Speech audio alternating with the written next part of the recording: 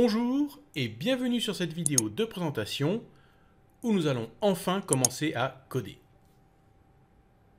Je sais que quelques-uns d'entre vous trépignent d'impatience, alors allons-y. Donc vous avez installé Visual Studio, vous l'avez lancé et le moment est venu de créer notre premier projet. Comme vous pouvez le voir, nous arrivons généralement sur une page de démarrage sur laquelle il y a d'ailleurs quelques vidéos de présentation que vous pouvez consulter. Le problème, c'est que la majorité sont en anglais. Donc la première chose que nous allons faire, c'est cliquer sur « Nouveau projet ». Là, vous avez déjà une fenêtre un petit peu imposante qui s'affiche, car c'est une fenêtre de dialogue où il y a pas mal de choses. Et nous allons commencer d'abord par voir ensemble ce qu'il y a dans cette fenêtre. Commençons par le côté gauche. Donc, nous avons décidé, nous, de développer en Visual C#. Mais il y a d'autres langages. Si vous cliquez ici, vous allez voir que vous pouvez également développer en Visual Basic, en C++ ou même en JavaScript. Mais restons sur le C#. À l'intérieur de C#, nous voyons que nous pouvons développer également des applications Windows, des applications web, des applications pour Android, pour le cloud, enfin bref, pour une multitude de choses. Nous, ce que nous voulons faire, c'est une petite application qui est pour le bureau Windows. Nous allons cliquer sur Windows. Et vous voyez qu'ici, nous avons Bureau classique. Voyons ce qu'il nous propose. Nous avons ici deux types d'applications. Les applications Windows Form et les applications WPF. Alors, les applications Windows Form, aujourd'hui, sont plutôt abandonnées. C'est l'ancien système qui est utilisé pour développer des applications pour Windows. Et aujourd'hui, ce système est totalement abandonné. Et WPF est plutôt préféré. Pourquoi? Parce que le WPF sépare le code qui fait fonctionner le logiciel avec le code qui produit le design du logiciel. Et donc c'est plus intéressant parce que cela permet de donner à deux équipes différentes à la fois le code que l'on appelle aussi le code behind, c'est-à-dire le code qui va faire fonctionner le logiciel, et à une autre équipe on peut donner le code qui permet donc d'améliorer le design du logiciel pour que cette équipe travaille dessus. Au-dessus, nous voyons ici .NET Framework 4.5.2.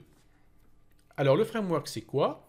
Eh bien, c'est ce dont je vous avais parlé dans la précédente vidéo. C'est une bibliothèque d'objets, de classes, que vous allez pouvoir utiliser pour créer votre logiciel.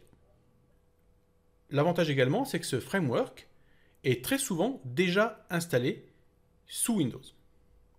Donc vous n'avez pas besoin, lorsque vous allez déployer votre application, de l'installer, puisque c'est bien souvent déjà présent sur Windows. Vous pouvez, si vous voulez, choisir un framework avec une version inférieure ou supérieure, en fonction de vos besoins. On va laisser sur 4.5.2. Donc application WPF, framework 4.5.2. Et là, nous allons donner un nom à notre application. Donc on va l'appeler mon premier programme. Alors n'hésitez pas à mettre en pause cette vidéo pour reproduire la même chose que moi. Car comme dit le dicton, c'est en forgeant que l'on devient forgeron. Alors vous voyez qu'ici on a donné un nom à notre application, mais vous voyez qu'il y a également un nom de solution. Alors qu'est-ce que c'est que cette histoire de nom de solution? Eh bien imaginons par exemple que vous ayez fait un site internet et que vous ayez également fait une application de bureau qui communique avec ce site internet. Eh bien, on peut dire que ces deux logiciels, c'est-à-dire que vous avez un logiciel serveur et un logiciel client, sont une solution. Donc vous pouvez avoir des solutions avec de multiples applications, qui sont par exemple sur téléphone mobile, sur un serveur, sur un client bureau, etc. etc. C'est une solution. Donc ici, nous n'avons qu'une application, qu'un logiciel dans notre solution. Mais si on veut en rajouter plus tard, eh bien cela rentrera dans notre solution, mon premier programme. On laisse comme ça et on clique sur OK. Alors la première fois, ça peut être un peu intimidant et on peut avoir envie de prendre ses jambes à son cou et de s'échapper. Car il y a beaucoup de choses sur l'interface. Comme vous le voyez, il y a du code en bas, il y a également un designer au-dessus, il y a plein de menus, il y a des onglets à gauche, des onglets à droite, bref, l'interface est plutôt chargée. Alors ne partez pas tout de suite, vous allez voir que ce n'est pas si compliqué. Commençons par l'interface de design. Vous voyez qu'ici, nous avons donc une fenêtre Windows qui est déjà toute préparée pour nous, qui est la fenêtre principale de notre application, et qui est déjà toute prête. Elle est vide, il n'y a rien dedans, il n'y a pas de bouton, il n'y a strictement rien, c'est juste une fenêtre simple. En dessous, ici, nous avons du code qui, en fait, représente le design de cette fenêtre. On peut d'ailleurs agrandir un petit peu cette partie ici. Alors, regardons un petit peu ce code de design. Vous voyez qu'ici, nous avons un tag d'ouverture Windows et un tag de fermeture Windows. Et tout ce qu'il y a entre ces deux tags, en fait, sont à l'intérieur de la fenêtre. D'ailleurs, il y a déjà quelque chose dans cette fenêtre. Nous avons un grid, avec un tag d'ouverture, grid, et un tag de fermeture, grid. Tout ce qui sera entre ces deux tags seront dans le grid. Et le grid est lui-même dans la window. C'est un petit peu comme des poupées russes. Vous avez un contrôle, dans un contrôle, dans un contrôle. Ici également, si on regarde à la suite de Windows, nous avons des propriétés. Par exemple, nous avons la hauteur de cette fenêtre et sa largeur. Nous avons également son titre, que l'on peut voir ici sur le designer, Main Window. D'ailleurs, on peut tout à fait changer ce titre. C'est ce que nous allons faire tout de suite. Et l'on va taper « Ma première fenêtre ». Et vous voyez que dans le designer, c'est bien marqué « Ma première fenêtre ». Donc cette partie de code ici ne sert qu'au design de votre fenêtre. Mais vous verrez que la plupart du temps, ce code que l'on appelle également code XAML est généré automatiquement par Visual Studio. Donc vous aurez très peu de choses à modifier dedans pour que ça réponde à vos besoins. Donc vous voyez que ce fichier qui est ouvert ici s'appelle donc mainwindow.xaml, puisque c'est le fichier qui représente le design de votre fenêtre. Maintenant, nous avons un autre onglet ici, qui s'appelle mainwindow.xaml.cs. Et ça, c'est ce qui contient le code qui va permettre de faire fonctionner cette fenêtre. On va cliquer dessus. On va l'agrandir un petit peu. Donc là, je vais utiliser la touche CTRL de mon clavier et la roulette de ma souris pour faire un zoom. Vous voyez que les lignes sont numérotées, de 1 à 29. Et je vais vous expliquer brièvement, je dis bien brièvement, parce qu'il y a des choses sur lesquelles on reviendra plus tard, qu'est-ce que l'on voit ici à l'écran. Alors commençons par tous ces using, ici. Vous remarquez déjà que toutes les lignes finissent par un point-virgule. Et ça, c'est une particularité du langage C#. Toutes les lignes doivent finir par un point-virgule. Donc ici, on indique simplement à cette fenêtre que nous allons utiliser toutes ces bibliothèques d'objets pour faire fonctionner cette fenêtre. On peut en rajouter, si par exemple on veut utiliser des boutons qui sont dans une autre boîte à outils, une autre bibliothèque d'objets, mais là, ce sont les bibliothèques de base qui sont en fait dans le framework 4 qu'on a vu tout à l'heure. Mais ça, on y reviendra plus tard. Ensuite, voyons cette ligne ici. Vous voyez qu'il est marqué namespace, mon premier programme. On appelle ça un espace de nom. Alors un espace de nom permet en fait de ranger des objets sous un nom particulier. Parce que figurez-vous que lorsque l'on a des centaines et des centaines et des centaines d'objets, s'ils sont tous mélangés au même endroit, ça devient vite un foutoir immonde. Donc, il y a des espaces de nom dans lesquels on peut ranger les objets dans différentes catégories. À partir du moment où on a créé notre application, eh bien, Visual Studio a créé un espace de nom qui est au nom de cette application, mon premier programme. Et vous voyez que dedans, eh bien, il a mis cette fenêtre qui est Main Window. Donc nous avons notre objet Main Window qui se trouve à l'intérieur de notre espace de nom, mon premier programme. Et d'ailleurs, tous les objets qui seront créés dans mon application seront tous dans l'espace de nom, mon premier programme. Alors, vous remarquez que cet espace de nom commence ici par une accolade et finit ici par une autre accolade. Donc tout ce qu'il y a entre ces deux accolades sont dans l'espace de nom, mon premier programme. Voyons maintenant ces trois lignes. Ces trois lignes, en fait, sont des commentaires. Et ça, c'est quelque chose d'important lorsque l'on fait du développement de logiciels.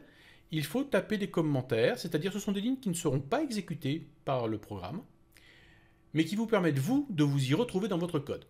Car quand vous avez des logiciels qui font plusieurs milliers de lignes de code, Eh bien, parfois, vous êtes obligé de retourner sur du code que vous avez peut-être fait il y a 6 mois de ça, et vous ne vous souvenez plus exactement ce que faisait ce code. Donc il est important de commenter son code afin de pouvoir se rappeler de ce qu'il fait, mais également, si vous travaillez avec une équipe, que votre équipe puisse comprendre ce que vous avez fait. Donc, ici, nous voyons qu'il y a un commentaire qui nous dit « logique d'interaction pour main-window-XAML ». Ensuite, eh bien, nous avons notre objet main-window qui représente en fait notre fenêtre, qui est à l'intérieur de notre espace de nom. Et vous voyez que cet objet également commence par une accolade ouverte et finit par une accolade fermée. Et vous voyez qu'ici, nous avons un petit code d'initialisation qui permet en fait de faire démarrer, de préparer au démarrage notre fenêtre, avec une commande qui est initialize component. Donc vous voyez que déjà tout ça a été écrit automatiquement par Visual Studio et que vous n'avez rien eu à taper encore. Également, et ça on y reviendra plus tard, on remarque que après main window, on a deux points et window. On dit ici que cet objet hérite de celui-là. Mais ça, on y reviendra plus tard. Je souligne juste ça ici pour le moment, mais on verra plus tard ce que c'est qu'un héritage d'objet. Et bien ce que je vous propose tout simplement maintenant, eh bien c'est de démarrer le logiciel sans avoir encore tapé aucune ligne de code. On va cliquer sur démarrer et voyons ce qui se passe.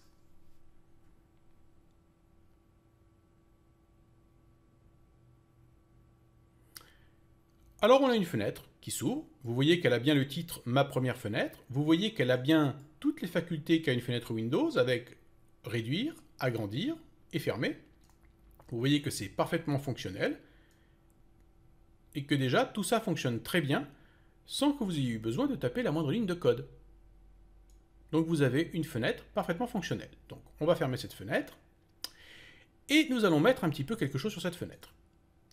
Et c'est le moment de voir ce qu'il y a sur les onglets ici sur le côté. Alors nous avons l'onglet boîte à outils, nous allons cliquer dessus.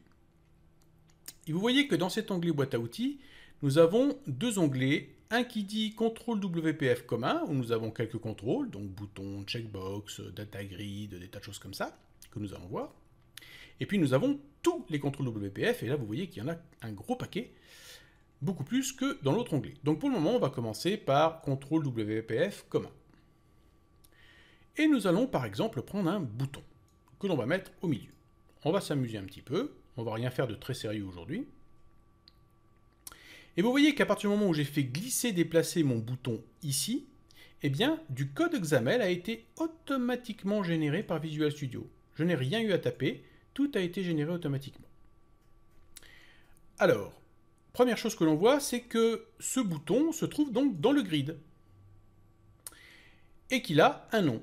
Il s'appelle bouton. Et ça, les noms, c'est très important, parce que les noms vont vous permettre de pouvoir accéder à ce bouton pour pouvoir faire des choses avec lui.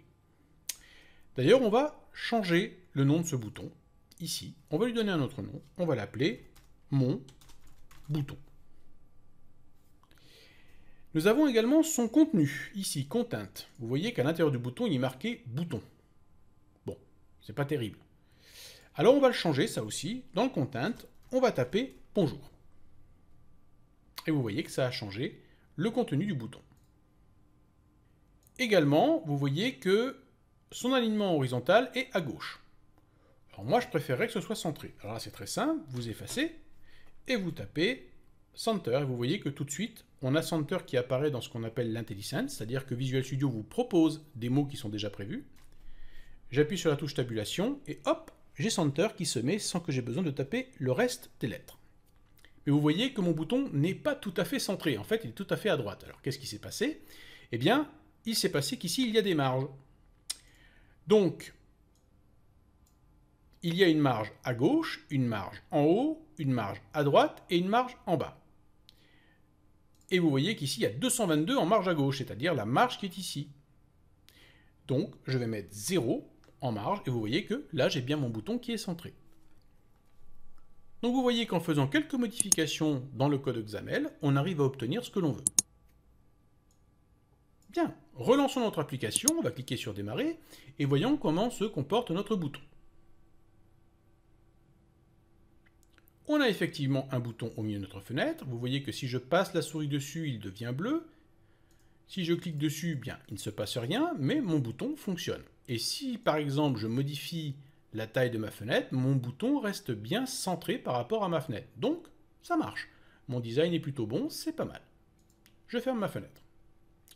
Bon, maintenant, ce qui serait bien, c'est que notre bouton, eh bien, il fasse quelque chose. Et par exemple, qu'il nous dise bonjour, avec une petite fenêtre qui s'affiche et qui nous dise bonjour, ce qu'on appelle une petite fenêtre de dialogue. Alors, voyons si on peut faire ça. Les contrôles utilisateurs ont ce que l'on appelle un événement. C'est-à-dire que lorsque quelqu'un va cliquer sur ce bouton, ça va déclencher un événement qui est un événement clic. Et ça, on peut l'indiquer dans le XAML. Donc je vais aller au bout, juste avant le tag de fermeture qui est ici. Et je vais taper clic. Et vous voyez qu'ici, nous avons dans l'IntelliSense marqué clic. Tous les événements sont représentés par un petit éclair. Donc ils sont facilement repérables dans la liste. Tout ce qui a un petit éclair comme ça, c'est un événement, c'est-à-dire quelque chose qui se déclenche lorsque l'utilisateur interagit avec un contrôle. Donc c'est bien clic que je veux. Maintenant, ce que me demande Visual Studio, c'est quel est le morceau de code qu'il va falloir déclencher lorsque l'utilisateur va cliquer sur ce bouton bonjour. Et là, il me propose de créer automatiquement un nouveau gestionnaire d'événements. Je vais cliquer dessus, 2 fois, double-clic, et automatiquement, il m'a créé un événement qui s'appelle mon bouton clic. Et nous allons faire un tour dans notre code maintenant, et regardez ce qui s'est passé. Eh bien, nous avons du code qui a été écrit ici, mon bouton clic, avec des paramètres dont nous ne parlerons pas tout de suite. Mais vous voyez que le code a été automatiquement généré. Je n'ai pas eu besoin encore de taper quoi que ce soit. Mais c'est maintenant qu'on va commencer à taper du code. Alors donc, à chaque fois que l'utilisateur va cliquer sur le bouton « Bonjour », ça va déclencher la méthode « Mon bouton clic ». Vous voyez que les méthodes sont identifiées par le mot « void ». Nous verrons plus tard pourquoi elle est marquée « private » et pourquoi, par exemple, ici, c'est écrit « public ». Ça, c'est quelque chose que nous verrons plus tard. Pour le moment, on s'amuse un petit peu avec le code et on voit ce qu'on peut faire. Donc, tout ce que je mettrai entre cette accolade d'ouverture et cette accolade de fermeture seront déclenchés au moment où l'utilisateur cliquera sur le bouton. Alors, ce que je vous propose de faire, c'est d'afficher donc une petite fenêtre de dialogue qui va dire bonjour. Alors, pour ceci, on va utiliser un objet qui est déjà existant, qui s'appelle le MessageBox. Et le MessageBox a une méthode qui s'appelle show. Donc, on tape un point, et vous voyez qu'automatiquement, l'IntelliSense de Visual Studio nous montre les différentes méthodes qui sont à notre disposition. Et nous avons la méthode show. Et vous voyez que non seulement il affiche la méthode show, mais en plus il nous dit à quoi elle sert.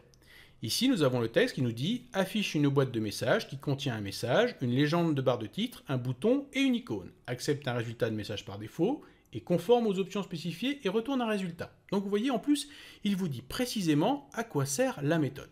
Ce qui est quand même très pratique, surtout quand on ne connaît pas par cœur toutes les méthodes. Donc, je vais dire, ok, ça m'intéresse, c'est bien la méthode show que je veux, puisque je veux afficher un message à l'utilisateur. Bon. Maintenant, si vous regardez bien cette méthode show, on va la reprendre. Vous voyez qu'il nous indique sur la ligne du haut, MessageBox Result, MessageBox Show, qu'il y a des paramètres à donner pour que ça fonctionne. Donc s'il y a des paramètres, il va falloir mettre une parenthèse après la méthode show.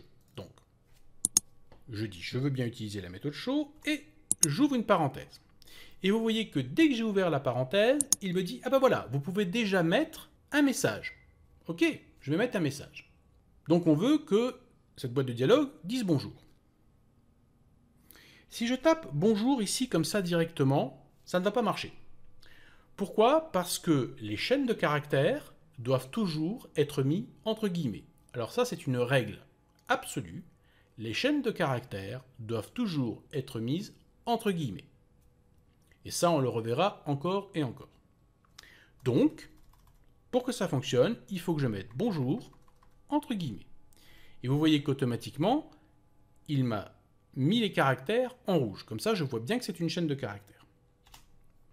Et je vais mettre un point d'exclamation. OK.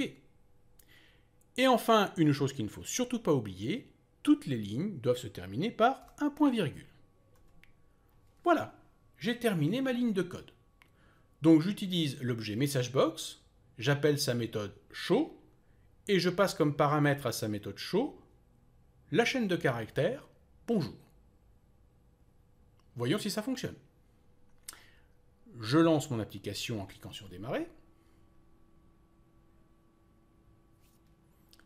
J'ai bien ma fenêtre qui apparaît.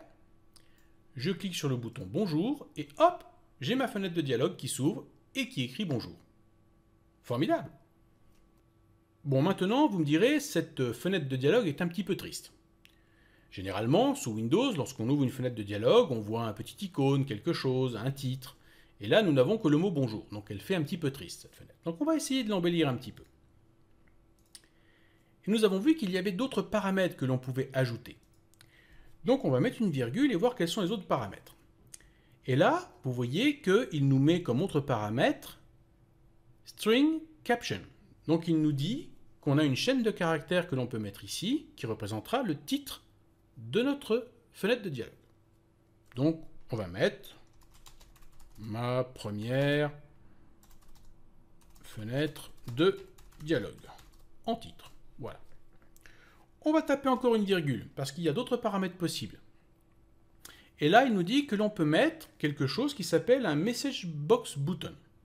C'est-à-dire qu'on peut choisir le type de bouton qu'il y a sur la fenêtre. Ici, nous avions par défaut un bouton OK sur cette fenêtre, mais on peut très bien mettre un bouton oui ou non, par exemple, si on veut une fenêtre qui pose une question à l'utilisateur.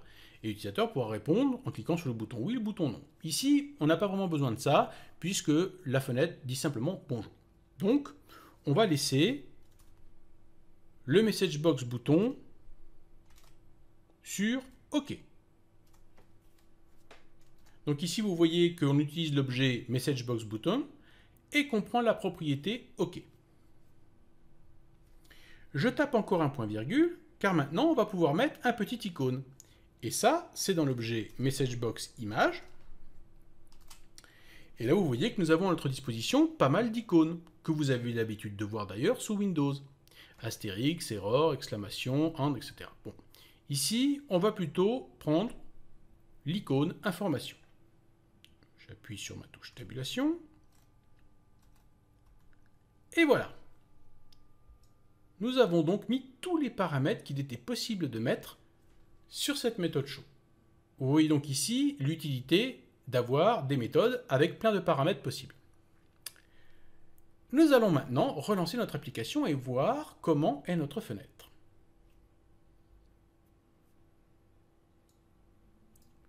Je clique sur le bouton bonjour et regardez, maintenant notre fenêtre est beaucoup plus jolie. Elle a un titre, ma première fenêtre de dialogue, elle a un petit icône information et toujours notre petit texte bonjour avec le bouton OK. Bon. Et maintenant, ce serait pas mal si elle disait bonjour mais avec le nom de la personne. Alors allons-y. Donc déjà, il faut prévoir un endroit où l'utilisateur va pouvoir taper son nom. Alors, avons-nous ça dans notre boîte à outils? On va cliquer sur l'onglet et nous avons ici ce que l'on appelle un textbox. Donc, je vais prendre ce textbox et je vais le positionner sur ma fenêtre. Et comme je l'ai fait pour le bouton, je vais changer quelques-unes des propriétés. D'abord le nom. Je vais l'appeler textbox nom. Nous voyons qu'ici, il y a également du texte qui est déjà à l'intérieur, marqué textbox. C'est pas vraiment très joli, je vais l'enlever, puisque là, je ne veux rien pour que l'utilisateur puisse taper son nom. Donc, j'enlève ce qu'il y a dans la propriété texte. Ensuite, j'aimerais aussi que ce soit centré. Donc, nous avons toujours ici cette propriété horizontal alignment que je vais mettre sur center.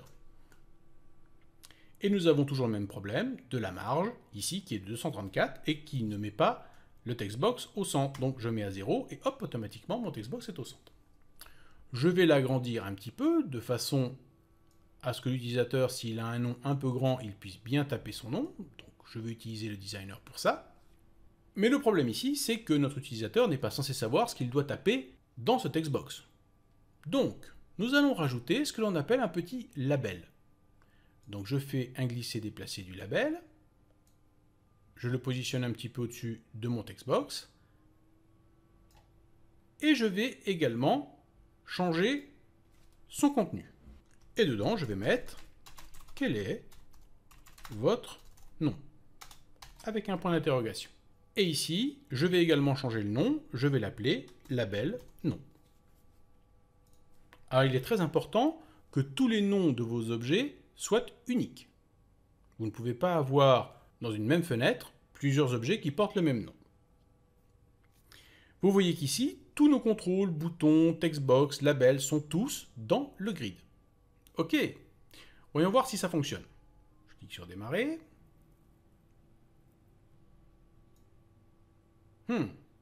Déjà, petit problème au niveau du design. Vous voyez que quand on modifie la taille de la fenêtre, eh bien, notre label ne bouge pas. Et oui, nous avons oublié de le centrer. Alors, nous allons mettre Center dans Horizontal Alignment et 0 pour la marge. Et on relance. Donc vous voyez que la première chose que l'on fait, c'est que l'on s'assure que l'interface fonctionne bien.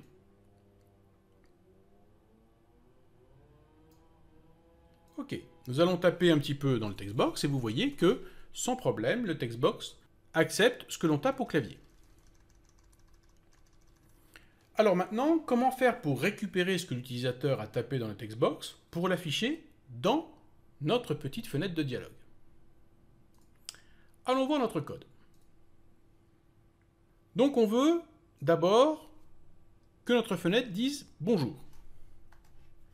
Bonjour, puis le nom de la personne. Donc il faut ajouter quelque chose. Plus. Il faut ajouter le nom de la personne. Et le nom de la personne, eh bien, il va être où? Nous avons vu dans le XAML, ici, qu'il y avait une propriété texte dans lequel il y avait déjà marqué textbox, que nous avons effacé. Quand la personne va taper son nom dans le textbox, eh bien, son nom va se retrouver dans cette propriété texte ici. Donc, il faudrait que l'on puisse extraire de cette propriété texte le nom que la personne a tapé. Notre textbox, nous l'avons appelé textbox nom. Voyons voir si on peut le retrouver. Donc ici, après le plus, je vais taper textbox nom. Et effectivement, regardez, je le retrouve ici, dans mon IntelliSense. Je tape sur ma touche tabulation. Et donc maintenant, il faut que je récupère ce qu'il y a dans la propriété texte. Donc je vais taper le point et je vais chercher la propriété texte. Donc je vais taper T, E, X et regardez, effectivement, il y a bien la propriété texte. Et vous voyez qu'il y a marqué d'ailleurs dans la petite fenêtre de IntelliSense, obtient ou définit le contenu textuel de la zone de texte. C'est exactement ce que l'on veut. On veut obtenir ce qu'il y a dans la zone de texte.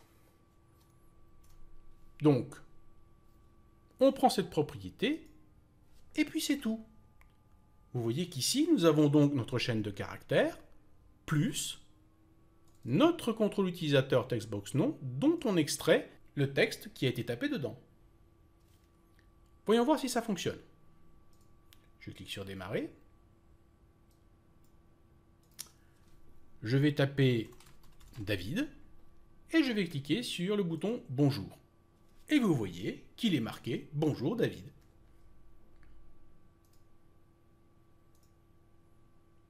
Voilà, donc vous voyez que nous ne sommes pas rentrés dans les détails.